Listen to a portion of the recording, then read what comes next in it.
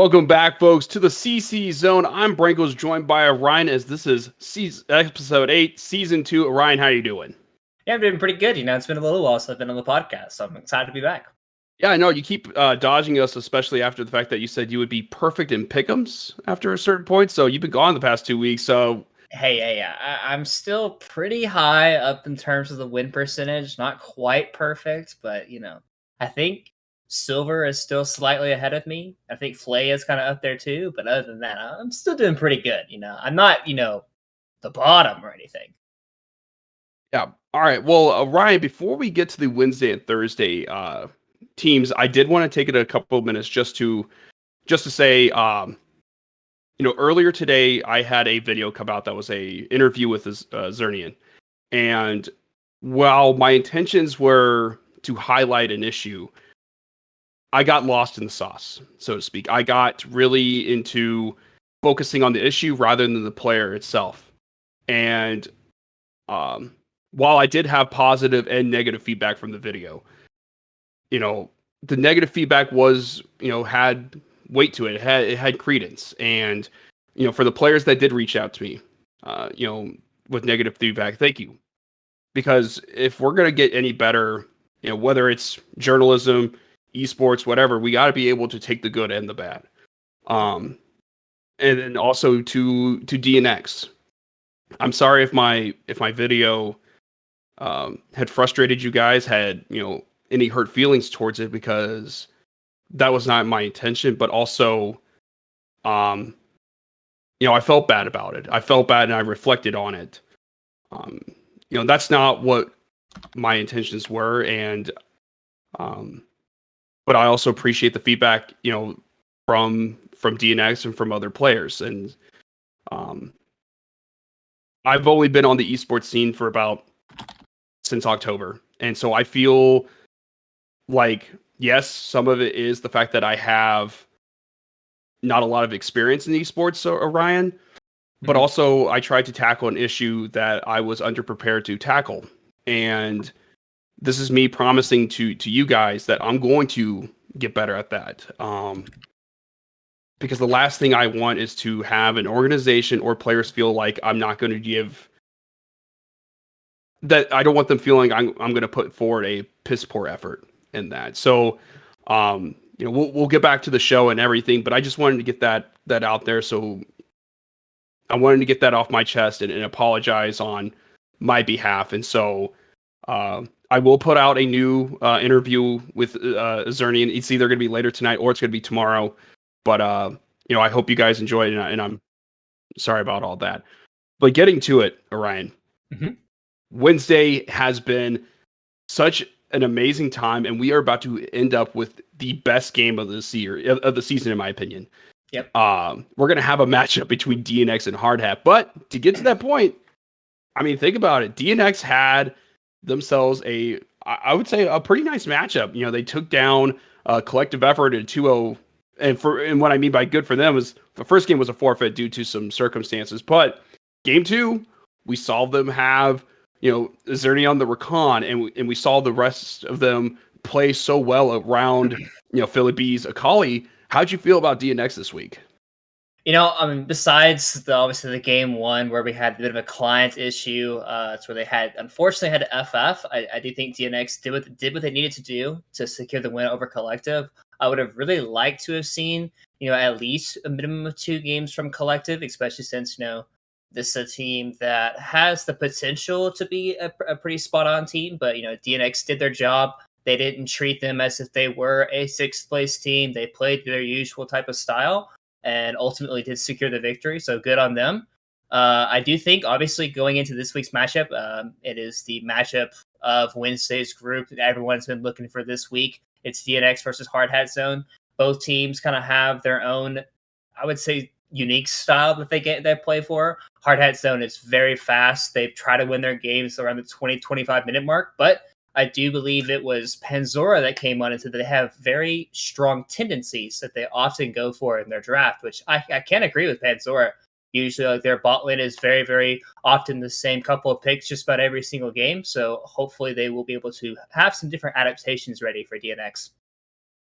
And when we saw the way with DNX, how they played around the fact that, Shady Gecko was really great on the Nocturne. And that's normally what you think out of an early game type of champion in Nocturne. So I think that they did a good job with that. But talking about with Collective, though, that's kind of a big problem. I mean, they lose this game. They're now sitting in that 6th spot, and right behind them is Yaoke. Yaoke is coming out of nowhere on them. And if we take a look at the schedule, Collective this week is going to get that easy 2-0 sweep, because I don't know if Zeal Blue is going to throw in the towel for the rest of the season, but we just know that Zeal Blue did that last week. But taking a look here, Yaoke is taking on TA Light. What does Collective need to do? If they do have the game, sure. But what do they need to do to right the ship? Well, fortunately for Collective, like I said last week, they do play Zeal Blue. So we don't necessarily know if Zeal Blue is going to end up playing that match. They did forfeit last week's match, and they are completely out of the running. So hopefully they play this week, and hopefully they at least make things interesting for Collective. But even if Collective wins, if Yaoke Infinite secures their victory and Dorado loses, that'll be a 3-way tie for 5th, 6th, and 7th. And even though Collective does have the head-to-head tiebreaker over Yaoke Infinite, the 3-way tie makes things a little bit more spicy. We could actually potentially have a tiebreaker match between Yaoke Infinite and Collective Effort. And if you had to ask me, I would say Yaoke Infinite has been playing better than Collective Effort has the past couple of weeks.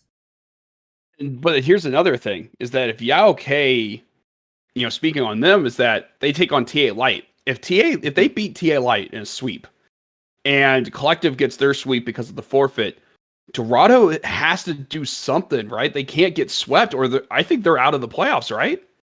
I mean, because they would be tied, but then it would go to game score, right? And they would be sitting at, take a look at the standings. If they get swept, Dorado would be sitting at 9 and 12. Yeah. If Collective Effort sweeps, they will be at 10 and 12. And if Yaoke sweeps, they'll be at 10 and 12. So we might have a situation where Dorado is out of the playoffs. Yeah, and that would be pretty surprising, I would say, if that is the result. I mean, Dorado Gaming, like we've kind of had them pretty, we kind of consider them to be the middle of the pack team. We always kind of thought that Yaoke Infinite was just not quite good enough to make playoffs, but they've actually been making some really good strides. And I feel like Dorado, I would say they're kind of slowly starting to regress a little bit in some of their gameplay. They're not quite looking as a strong enough team to somewhat solidify their playoff chances. So, and then for the team and for TA Light, you're looking at a 5-3 match record right now. You've already clinched playoffs. So maybe you want to play a bit spoiler here for Dorado Gaming, to where like you can potentially drop that game to Yaoke Infinite and make things a little bit harder for Dorado Gaming. Let me check see who they play for. Dorado Gaming plays TA Knight as well, and that is not going to be an easy game for them. TA Knight has been looking pretty solid with Hilveric in the top lane, Dallas subbing against the ADC role. So I feel like that's going to be a pretty tough matchup for them. No, and I mean, when you take a look at how tight this playoff race is in the Wednesday division, clearly you already have the top 2 teams, and then I would say TA Knight is just a step below them. So like there's like a big gap.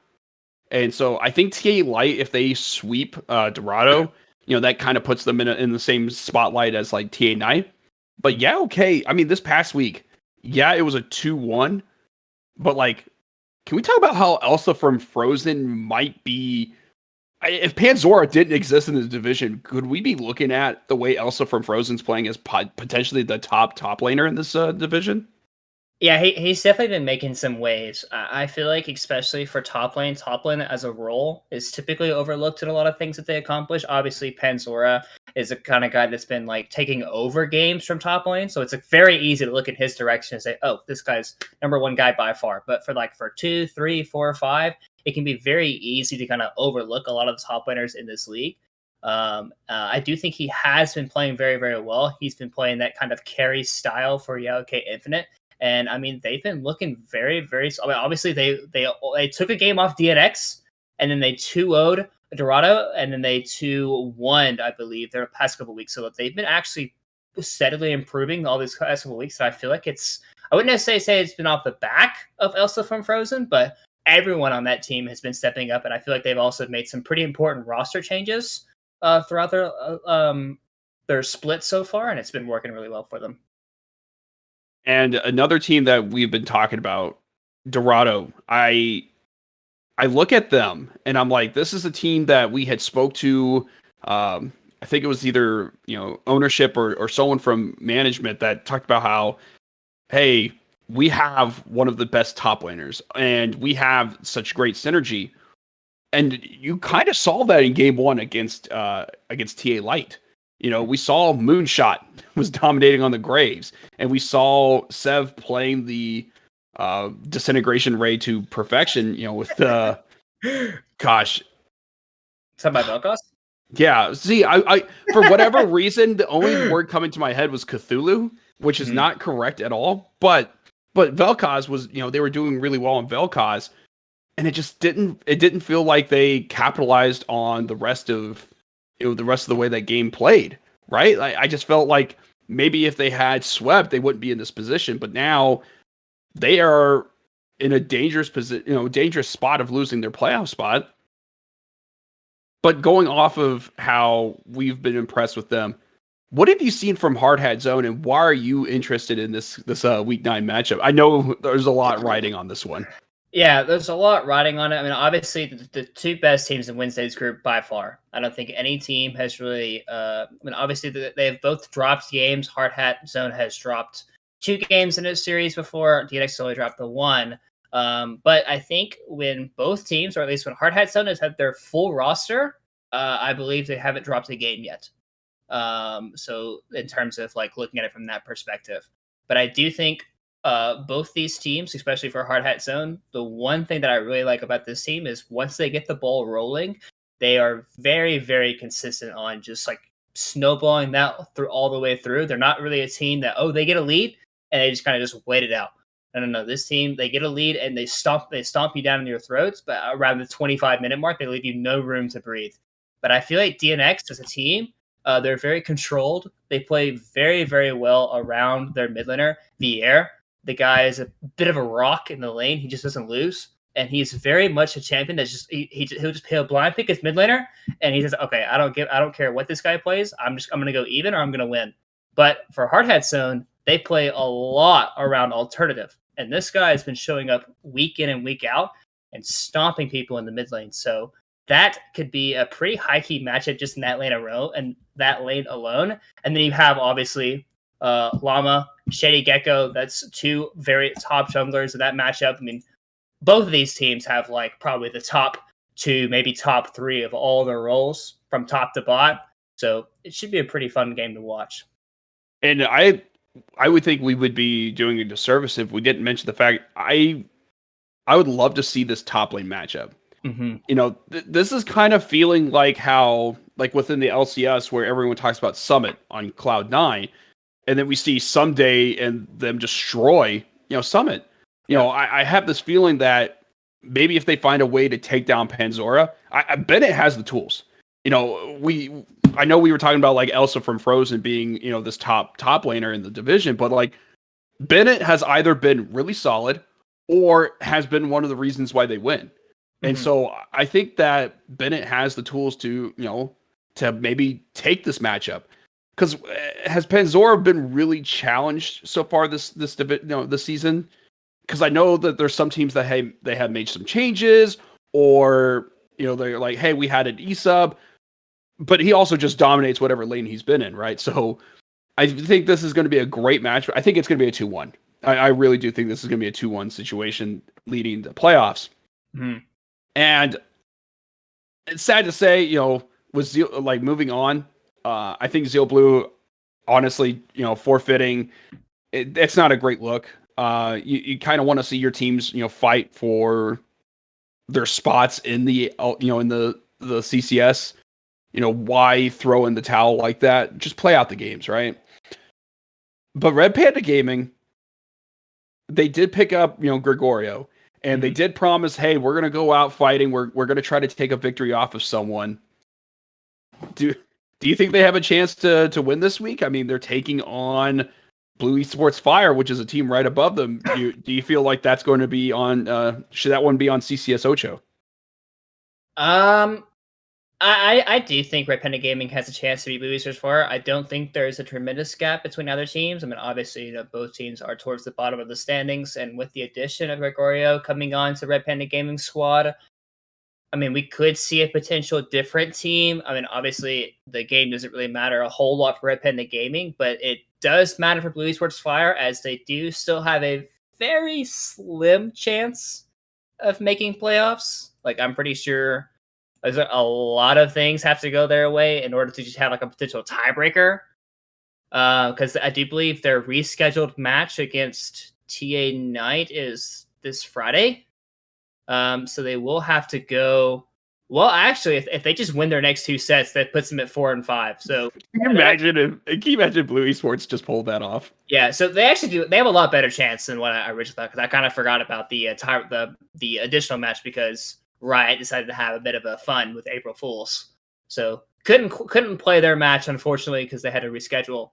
But I do think that this Blue Esports Fire, especially since they still have a lot riding on their match, they should be, very well prepared and very well like looking into that game, saying, "Hey, this is a must win for us if we even want a chance at making playoffs."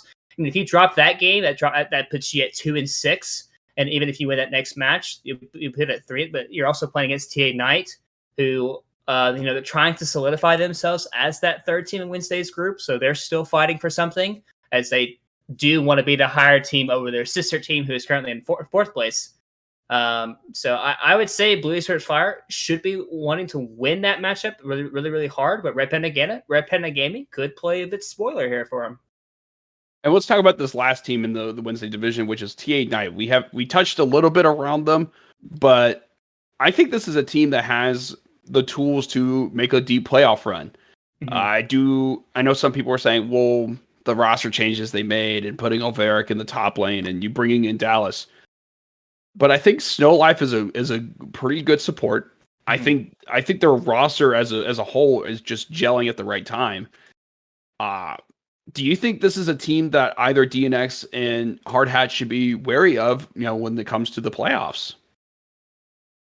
Yeah, I think so. I feel like this T Knight team, especially if they win their next two series, that puts them at 7-2. It puts them right behind second place, which one of them has to be 8-1, unfortunately for them. So no perfect match record for one of these teams. Unlike Goldfish, who still have a chance to go a perfect 9-0 on their side of the bracket. But DNX have been looking. No, sorry, TA Knight have been looking very strong, especially with Yulveric going in the top lane and Dallas coming as the ADC role.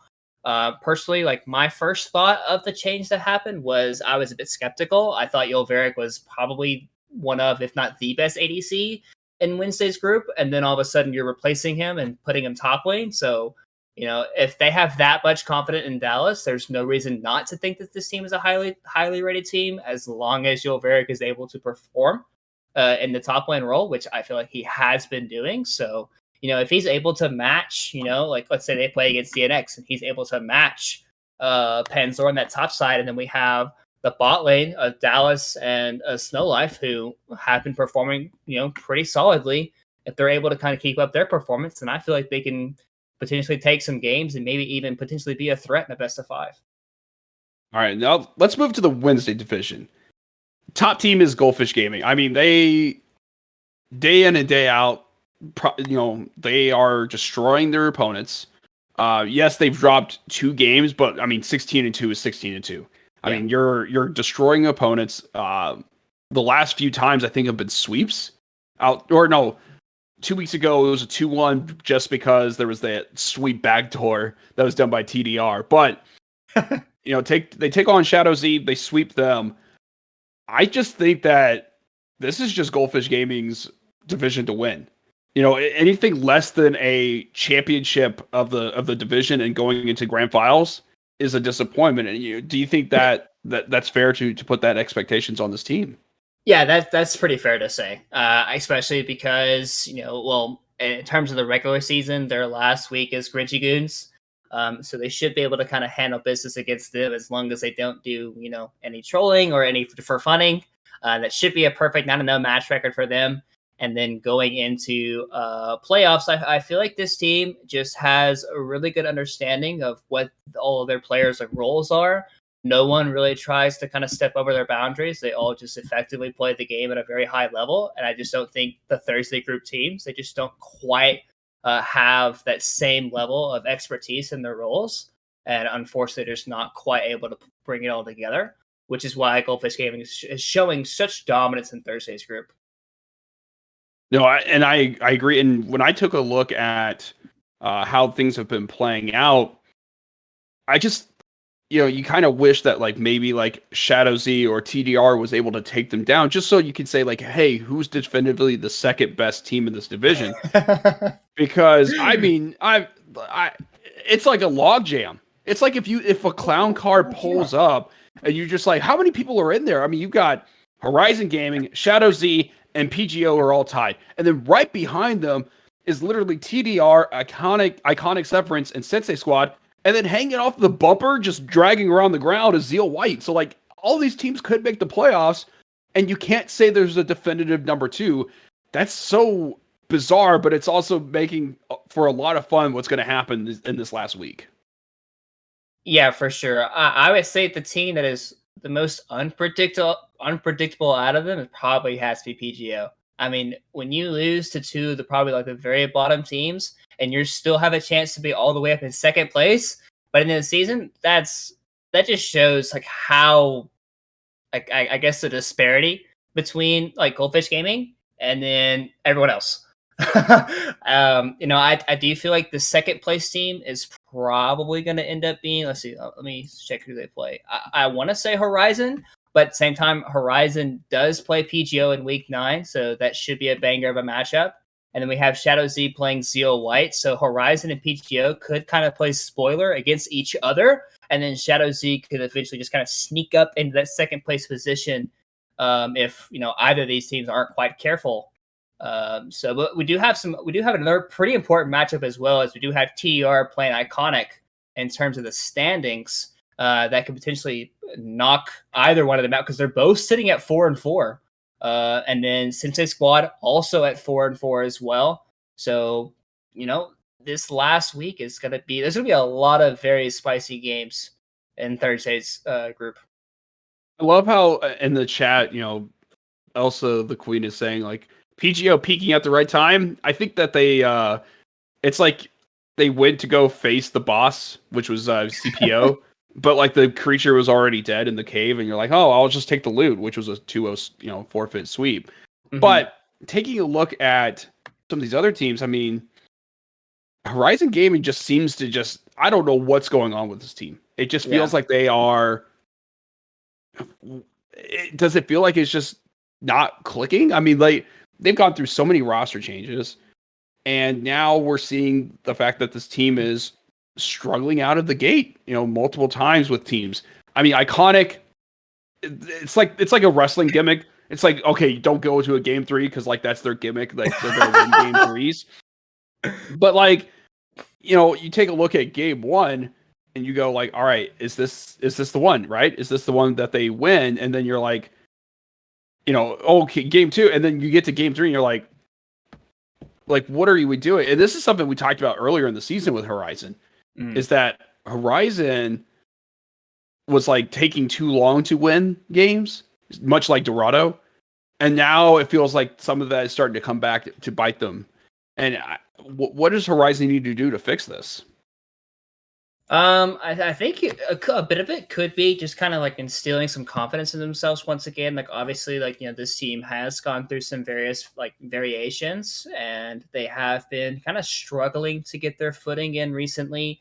I know they did 2-1 Iconic last week, so that is a very nice feeling for themselves. But I mean, obviously, just kind of like looking at towards the playoffs, it's much better to kind of struggle now and not necessarily be the best team you can be in the regular season, than to basically just dominate the regular season and then stumble in the playoffs, because once you lose in the playoffs, obviously you were just out. So unfortunately, fortunately for them, hopefully they're able to kind of figure some things out, kind of be the dominant team that they were in the beginning, kind of show that they can be the second best team, in Thursday's group because having that extra week of practice with the bye can be pretty important for this team. But they have to take care of business. If they get swept by PGO will then have the tiebreaker, situation over them. So that would put them in the top 3. And I know that there's like a special bet out there for our boy Hiccup. May have to get himself a hoodie from HubZone. But I'm looking at the rest of these standings, and TDR, they're a very scrappy team. I think that they have a chance. Iconic, you don't want to get into a game 3, right? But like the rest of these, I don't feel like Zeal White's going to make the playoffs. I feel like this is the team that is the one that has, the most struggles trying to, pick up that momentum and get in. They're going to go up against Shadow Z. So if they sweep Shadow Z, then by all means that team's probably going to get in. Mm-hmm. Sensei Squad, that's going to be unless Crosspoint Origin actually plays, I feel like that's a series where it's another forfeit. So that means we're going to be seeing Sensei Squad be sitting at 5-4. Horizon, is there a way that Horizon Gaming actually misses the playoffs though? No. Horizon has clinched because even if they do lose, I wasn't. My bad. I was talking about my bad. Not Horizon. I was looking at the wrong purple on my screen. I meant TDR. Is there a way that TDR misses the playoffs if these bottom teams like Sensei Squad and Zeal White went out? Yes. I do believe so. If TDR loses, that puts them at 4-5 with obviously depending on if they win a game or lose a game, that'll put them at game record of like 10 losses basically. And then you have Iconic Iconic plays TDR, which is what I said earlier. So both teams sitting at 4-4 must win for both teams to kind of like gets that 5-win marker, which probably like 5 wins, I feel like guarantees playoffs at this point. And then you have, who's the other 4-4 team? Sensei Squad. Yeah, so Sensei Squad also plays. So, whoever wins between Iconic and TDR, and then Sensei Squad and Crosspoint, or obviously Crosspoint. If Sensei Squad wins and the winner of Iconic and TDR, then both those teams will reach 5 wins and they will lock in playoffs. So it's basically going to be between the winner of Iconic and TDR. All right. Well, I think that's I think I agree with that. Obviously CPO, they're probably going to forfeit, so hate to see it. Grinchy Goons, I know they're playing against Goldfish Gaming. Goldfish Gaming is saying that they're going to play some spicy picks for for on Thursday. But out of Iconic and Sensei Squad and Zeal White, out of those 3, who do you think has the best chance at making the playoffs? Ooh. Oh wait, are we not considering TDR in that too? Because I think that TDR has shown that they have like more of that consistency. Iconic is playing a bunch of game 3s. Yeah. Zeal White has had kind of like a middle of the season like surge, and then they've fallen off a little bit. Mm-hmm. But like with Sensei Squad, they're sitting at 8 and 9 on their game score. So like I was just saying, like out of those 3, who would you see? Yeah, I probably have to give it to Sensei Squad. I do think TDR should be Iconic, but basically, like, whoever wins that game locks in playoffs as long as Sensei Squad wins their matchup as well. But I mean, even if Sensei Squad were to drop their match, that potentially puts both teams at 4-5, and then if Zeal White picks up a victory against Shadow Z, that puts them at 4-5. So we could have a 3-way tiebreaker for 6th at that point. So I do think these teams do still have some life in them. I definitely feel like hopefully, Zeal White really brings it to Shadow Z, because, Shadow Z is still they're still trying to fight for that playoff bye. That's pretty important. You get to watch the enemy team play. You get to kind of strategize into going into that best of 5, which is basically an entirely different element than a best of 3 is. So, I'm super excited for this week. A lot of very crucial matchups, but if I had to choose one of the 3 teams, I would probably just go with Sensei Squad being the more guaranteed one, just kind of do their matchup. They do play Crosspoint Origin, but definitely don't count out Zeal White and don't count out either TDR Iconic, because if that 4 and 5 does happen with a 3-way tiebreaker, then we could get even more games going. All right. Well, Ryan, thank you so much for your analysis on these teams. But we're gonna bring in our guest, and this is Elsa the Queen. Elsa, are you there? Yes, I am now here. I was muted, but I'm here now. All right. Well, Elsa, thank you so much for joining us. And my question for you, man, is I see it. Oh no. Ryan, do you see his hoodie? I do not. Remember the name. Oh no. Oh wait. Oh, okay. Now I see it. Oh no. Oh my goodness. Reppin'. Hard repping. You're gonna bring me on. You gotta understand that you're giving me a platform here. Oh my gosh. Oh man. There's been a lot of talk about these P Huff Zone hoodies, but just not very much action. So I just had to get ahead of the curve with that one. Oh my gosh. All right. Well, my first question for you is, though, Elsa, is that you've been able to watch the season so far. Who's been the most impressive team to you?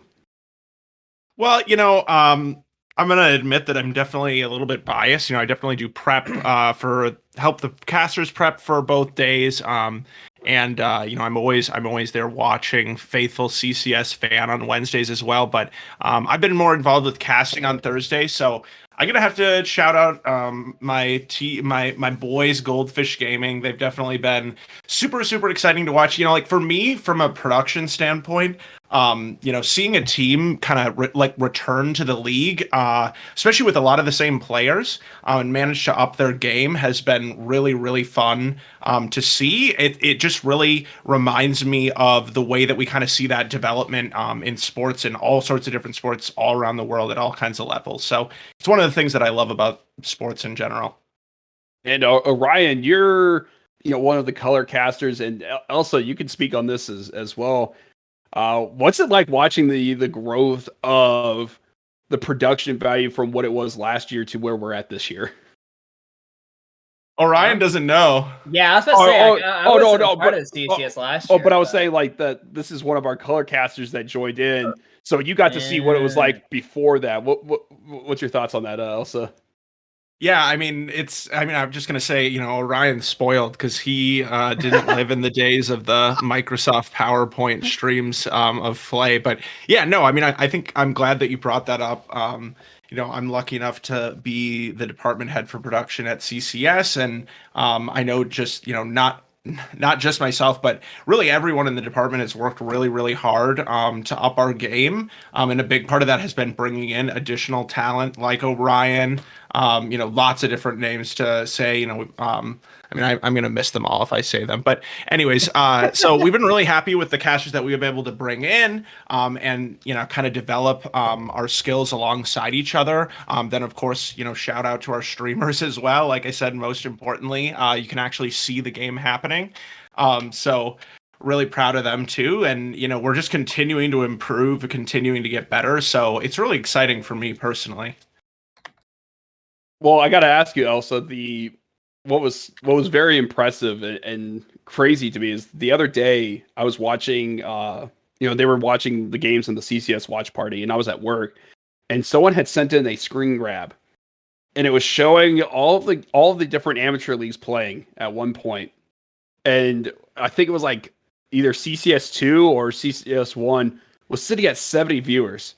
How crazy is it to see the growth and to see that high of a number for an amateur league? It's impressive. I think that we're always, we're always looking to grow. We're always looking to get better than that, but definitely, especially based on how young this league is overall in comparison to a lot of the other ones that we're kind of outperforming in terms of viewership and that kind of stuff. It's fun. I will say, like in the amateur scene in general, yes, we have different leagues, but we're all kind of have a similar vision of kind of supporting this level of play, supporting these teams and players. So, I don't try to always view it as a competition, but of course you gotta feel good when you're getting people to tune into your stream. So, like I said, I think we just have bigger and better things coming on the horizon, and I'm just excited for everyone to see it. And I mean, I'll add one more thing on, which is just honestly, it doesn't surprise me that much in many ways that we've been able to have this success just because of the really, really strong management that we have.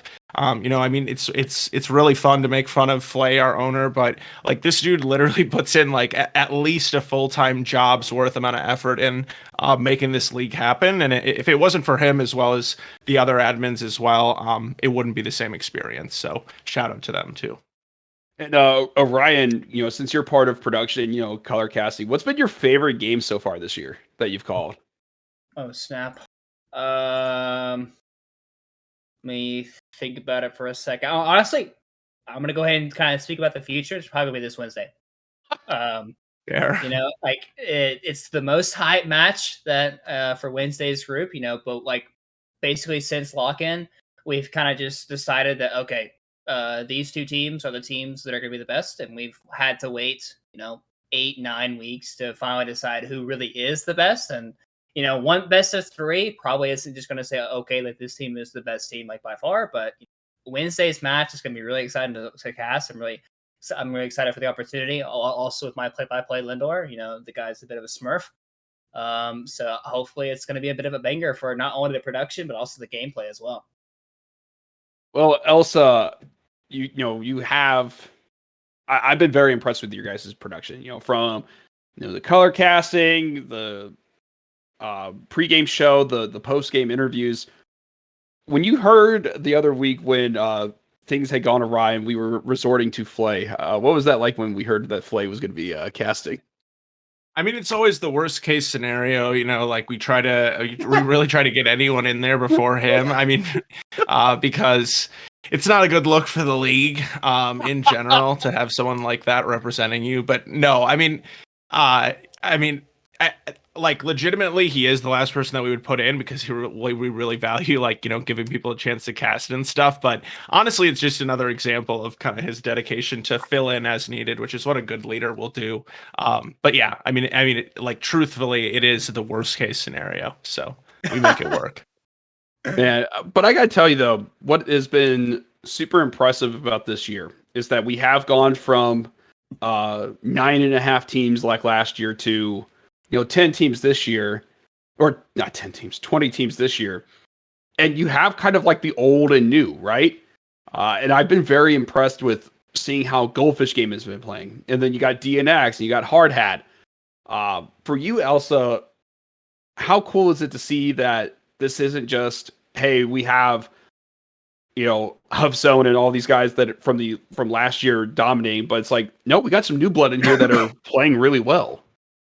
I mean, I think it keeps the league really interesting. I think there's definitely value in keeping the same team split after split.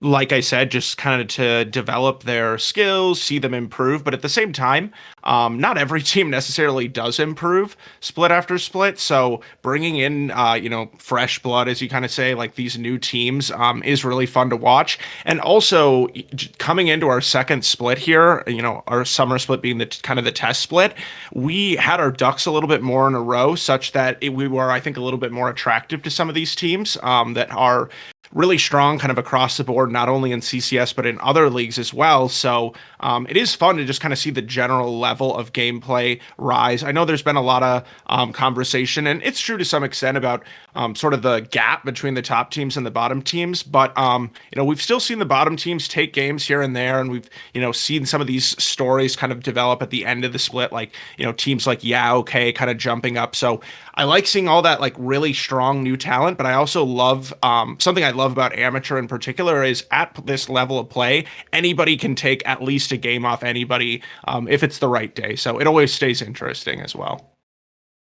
Ryan, whenever you're prepping for a game, which one do you prefer? Do you prefer a clown fiesta or do you prefer, hey, there's like 10 kills in this game and it's a 25-minute, Breeze. Clown fiestas are a little bit harder for like my perspective because like usually color casting is like kind of like setting the scene so like you kind of say, okay, these teams are looking to do this because they have this prepared, they have this vision in place, and blah blah blah. The clown fiesta is most of the play-by-play's job. So like they're just constantly talking about like all the fighting that's going on, and it's constantly like going from the fight to fight to fight. More or less, like if games like the less kills there are, the more actual planning kind of goes into it on my end. So I would say in terms of like actually putting in my worth, I would say probably the more of the slower kind of more articulated kind of games, but obviously it's a lot better for like viewers if people are just constantly brawling as if they're playing Street Fighter. So it's a bit of a double-edged sword there on my end. See, I love clown fiestas. Yeah, that's just because like I've called some games with Lindor, and I think I've called one with you also at one point where it was just a massive clown fiesta where it's just like having to hear them like talk so fast and trying to like pinpoint everything that's happening. And I'm just sitting here with like my cup of water, just like I'm enjoying this. No, but I think it's we've seen kind of both, right? We've seen both sides of the coin so far this season, where you've got games where like what was it, the CCS Ocho was like what, Brinchy Goons versus CPO. I think that was the game that was on CCS Ocho. But then you've got like some really high level play when we've had games like Horizon versus well, it's not necessarily the highest of level, but we did have like Goldfish Gaming versus Horizon. That was a 2-1 series. Mm-hmm. So like as Ryan you were saying, like we're gonna have ourselves probably maybe the best series of the season coming up on Wednesday. So Elsa, any predictions for you this week though? Like is there any spicy predictions, or is it going to be like vanilla bland, like the most boring of ice cream? Oh well, okay. Spicy predictions. I would say one spicy prediction would be that I'm gonna represent my hoodie and say that PGO is gonna upset Horizon. You know what? Okay, the PGO special is to go 2-1, but I'm just going to put my money on them right now and say that they're just going to do it 2-0 and claim that second seed for themselves. I know that would be really huge for them going into the playoffs, so that's I guess that's my spiciest of predictions. Outside of that though, I'm not really even gonna predict it, but I would really love to see make the playoffs. They've just been really fun to watch, like kind of with this late resurgence. And also, once again, I'll admit my bias because, Elsa from Frozen is my namesake. So he's my guy and I got to root for him. But yeah, I mean, those are kind of my predictions. I guess the last one, which is less of a prediction, more of just kind of something I'm curious about is you talked a lot about Brankles, this hard hat zone versus DNX series, and it will determine who gets the first seed in the Wednesday conference. But with that being said, I think that both of these teams can feel pretty confident that no matter who they're going against in semifinals, they can come out with a win. First seed advantage over the second seed is that you get to pick your opponent in that semifinal. But I don't really know that either team is particularly feeling like they need that. So I'm interested to see how much are these teams going to use the series to sort of suss out their opponents? Because I think both of them are probably more likely thinking, I'm just getting ready to see you again in the conference finals. Yeah, because if you're in the Wednesday division, I guess some of the teams that you want to avoid might be like TA Knight, just because TA Knight to me is super. That's fair. Yeah, super good. I mean, if you ended up facing Dorado, I think that you can easily sweep that just because of the level of play that's happening. But on like the other side, the only team that's really I feel like has any say in choosing would be Goldfish Gaming, and they've already shown this season that they can go toe to toe and just destroy everyone they face. I mean, we talked to Mossy. What was it last week? Mossy, and then we're talking about how they could just easily win these series, and they have great team chemistry. So I think you do make a good point though. Is like maybe trying to figure out some of the advantages in play they want to do, when they come down to who they choose in the playoffs. But for you, Ryan, what, do you have any spicy predictions? Usually I'm more of a vanilla guy. I'm usually just kind of like, I'm like, Wow, okay, like this team should win. This team should win. So that's usually how I kind of go it off of. But I do agree with the okay, Infinite. I really want this team to make playoffs too. I think this team could potentially play spoiler in the first round if they get seeded against maybe a third seed. If the third seed, like I don't know, beating TA Knight would be pretty hard to best of 5. I feel like, but I also think they could actually potentially go the distance against them if they are to make the 6th seed for Wednesday's group. I don't know. Predicting DNX Hard Hat Zone is you kind of at this point. I feel like it's just a bit of a coin flip. I think if I had to choose one right now, which I don't know if this is going to be my pick'em, but I would, for some reason, I'm leaning towards Hard Hat Zone, just because I think they play a lot more aggressive, a lot quicker than DNX does, and I feel like they could potentially catch them off guard if they're not particularly used to playing at that high, like that quick of a level. But I do think it'll be a very closely contested series all the way through 3 games. Should be a banger of a matchup. And then Thursday's seeding, obviously, the big one is Horizon versus PGO. It'll be very interesting to see just kind of how it plays out if PGO does 2-0 and Shadow Z does 2-1, because I believe that's a 3-way tie for second place, right, Elsa? Or so Shadow Z 2-1. Does that put them at? Oh, that puts them at 13. Yeah. So basically, the way that it works, it's kind of a little bit weird because Shadows is rooting for this bizarre scenario where like they root for PGO, but also they root for Horizon to win one game. So if Shadows wins their match in any fashion and then PGO wins 2-1, it'll be Shadows. If PGO wins 2-0, it's them either way because they have the tiebreaker, and if Horizon wins, it's them either way as well. I believe that's correct. Yeah. Gotcha. So then that's a pretty spicy matchup there. I probably am gonna give that one to PGO just because of how Horizon just hasn't looked like the dominant team they have been looking like at the beginning of the season. Do I vote for Zeal White over Shadow Z? That's the one where I might not go vanilla and say that while Shadow Z is just the better team, I kind of want Zeal White to win just because I want to see some spicy tiebreaker games happening for that 6th and 7th spot, or sorry, just 6th spot. So just for that case right there, I want to see Zeal White beat Shadow Z. And then I'm going to go with Iconic beating TDR. See, Elsa, Orion comes in here. He's like, oh, I'm more vanilla. He's got like his bowl of ice cream.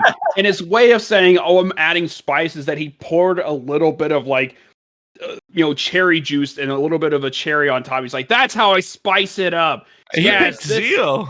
He picked Zeal. Yeah, you know what? Like any of these I was like, oh man, maybe he's gonna say like some craziness that like Goldfish Gaming somehow messes up and like loses to Grinchy Goons. No, he comes in here with like it's like he took like a vanilla cookie and put vanilla ice cream on top. He's like, oh, this is different, right? This is not vanilla.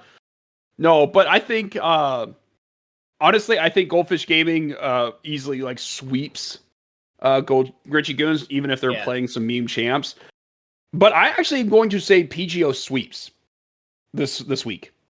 I do think that they have been hitting some of their strides as of late, but also on top of it, like Horizon's just not look strong.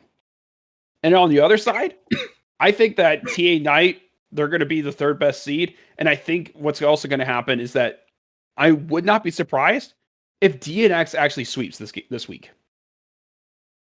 And I'm not saying it's going to be like a convincing sweep. I think it's going to be like both games just coming down to the wire.